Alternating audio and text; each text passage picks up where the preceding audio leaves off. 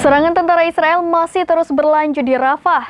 Di tengah konflik itu, juru bicara Brigade Al-Qassam Abu Ubaidah mengumumkan hasil operasi militer dalam beberapa hari terakhir. Dalam pengumuman itu, Abu Ubaidah menjelaskan, Al-Qassam berhasil menghancurkan 43 kendaraan militer dan menghabisi 15 tentara IDF termasuk seorang perwira dan prajurit.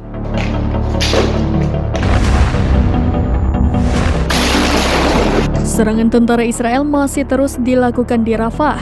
Di tengah konflik yang melanda, juru bicara militer Brigade Al-Qassam, Abu Ubaidah mengumumkan hasil operasi militer selama beberapa hari terakhir.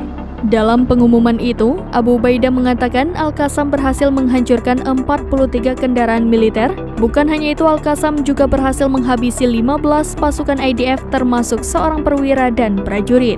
Abu Ubaidah mengatakan operasi tersebut dilakukan dengan 17 misi militer yang berbeda. Saat menargetkan IDF, Al-Qassam menghabisi mereka menggunakan rudal, alat peledak hingga tindakan anti-benteng.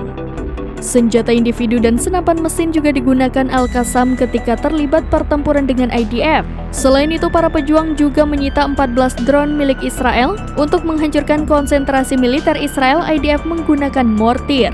Sementara rudal diluncurkan oleh Al-Qassam untuk menargetkan Tel Aviv dan sekitarnya.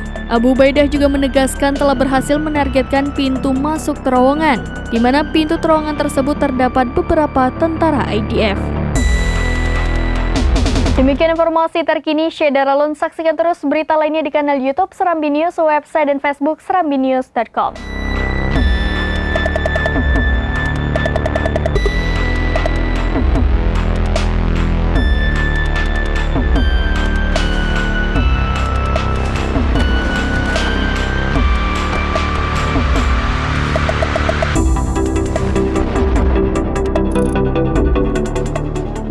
Download Tribun X sekarang, menghadirkan lokal menjadi Indonesia.